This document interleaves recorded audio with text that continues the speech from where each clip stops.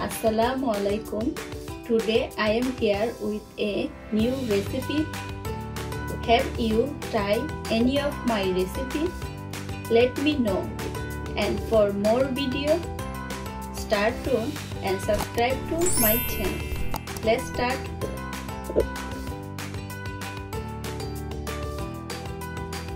Data গরুর মাংসর তরকারি। চলুন উপকরণগুলো দেখে নিই। 2টি তেজপাতা,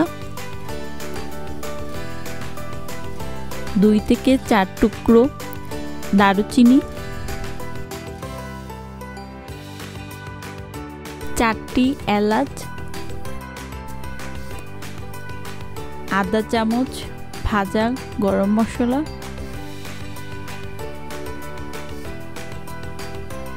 আধা চামচ মরিচ গুঁড়ো,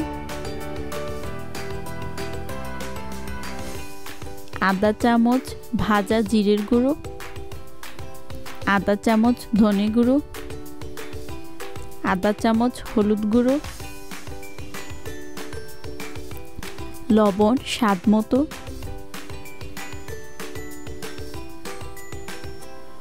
দুই চামচ তেল, 1 বাটি ডাটা,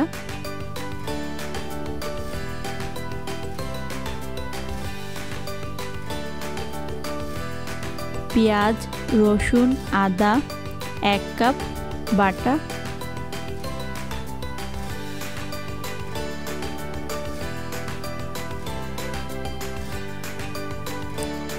300 গ্রাম গরুর মাংস ছোট টুকরো করে কাটা। প্রথমেই চুলায় কড়াই বসিয়ে গরম করে নিলাম। দিয়ে দিচ্ছি তেল, দিয়ে দিচ্ছি দারুচিনি,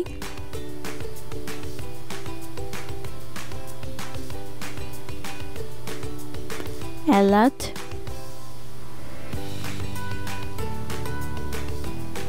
দুটো তেজপাতা 2 টুকরো করে দিয়ে দিচ্ছি।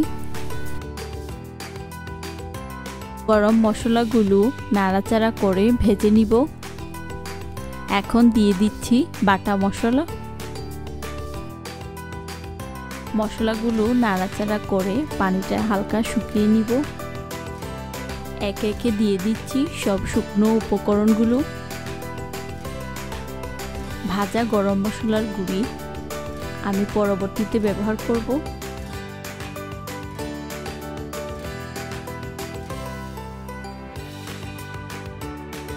নেড়ে চেড়ে কষিয়ে নিব 2 মিনিট।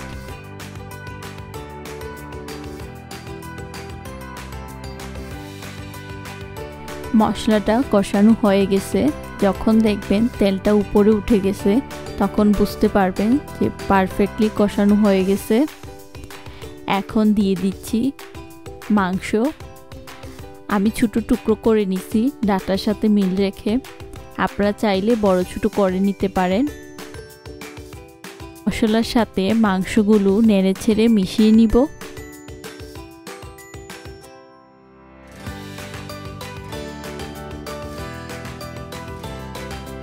ভালো করে মেশানোর পর ঢাকনা দিয়ে ঢেকে দিব 3 মিনিটের জন্য। 3 মিনিট পর ঢাকনাটা খুলে নিচ্ছি। দেখুন মাংসটা থেকে পানি ছেড়ে দিছে। এখন নেড়ে ছেড়ে নিচ্ছি। এই অবস্থায় দিয়ে দিচ্ছি 2 কাপ পানি। এখন নেড়ে চেড়ে ঢাকনা দিয়ে দিব 8 থেকে 10 মিনিটের জন্য। 8 থেকে 10 মিনিট পর ঢাকনাটা খুলে নিচ্ছি।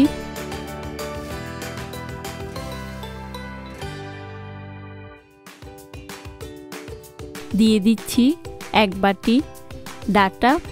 এটা আমার বাসার ফ্রেশ। এখন নেড়েচেড়ে মিশিয়ে নিচ্ছি। আপনারা যদি বাজারের কিনা ব্যবহার করেন আগে থেকেই ব্যবহার করতে পারেন। আমার এটা ফ্রেশ ছিল আমার গার্ডেনের। এখন ঢাকনা দিয়ে 2 মিনিট ঢেকে দিব। 2 মিনিট পর ঢাকনাটা খুলে নিচ্ছি। আমি শুধু ডাটার পানিটা বের করে শুকিয়ে নিলাম। এখন নেড়েচেড়ে দিয়ে দিচ্ছি পানি ডাটাটা সিদ্ধ করার জন্য। এখন ভালো করে নেড়েচেড়ে নিব। আপনার ডাটা অনুযায়ী পানিটা কমিয়ে বাড়িয়ে নিতে পারেন বা পরিমাপ অনুযায়ী। এখন ঢাকনা দিয়ে 8 থেকে 10 মিনিট সব কিছু সিদ্ধ করে নিব। 8 থেকে 10 মিনিট পর ঢাকনাটা খুলে নিচ্ছি। দেখে বুঝতে পারছেন যে তরকারির রংটা কত স্বচ্ছ আসছে। এখন নেড়েচেড়ে দেখে নিব সব কিছু পারফেক্টলি সিদ্ধ হয়েছে কিনা। আমার সব কিছু ভালো করে সিদ্ধ হয়ে গেছে। আপনাদের যদি সিদ্ধ না হয় আরও পানি দিয়ে কিছুক্ষণ বসিয়ে রাখবেন। এখন দিয়ে দিচ্ছি ভাজা গুঁড়া মশলাগুলো। এখন নেড়েচেড়ে চলে যাচ্ছি পরিবেশনে।